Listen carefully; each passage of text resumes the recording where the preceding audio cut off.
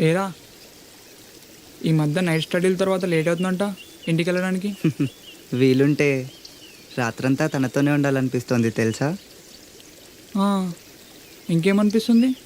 ఎగ్జాక్ట్గా ఎలా చెప్పాలో తెలియదు కానీ ఈ నీళ్ళల్లో కూడా నాకు ఎదురుగా తన ప్రతిబింబమే కనబడుతుంది. అది సరే కానీ నువ్వెందుకు ఇంత కవితాత్మకంగా మాట్లాడుతున్నావు? ప్రేమ కూడా కావ్యం లాంటిదేరా. ఆలోచనతో మొదలై బరువైన భావోద్వేగంగా మారుతుంది. మ్మ్, నిన్ను పిచ్చోన్గా మార్చుకుంటే చాలు.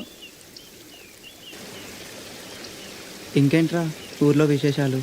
మన ఊర్లో ఏముంటాయరా, ప్రపంచమంతా టెలిఫోన్లు మొబైల్ ఫోన్లు అని ముందుకెళ్తుంటే మనం ఇంకా ఉత్తరాలు పంపుకుంటున్నాం. మనకి ఎప్పుడు వస్తాయో ఈ ఫోన్లు. వస్తాయిలే, ఇప్పుడైతే ప్రశాంతంగానే ఉన్నాం కదా.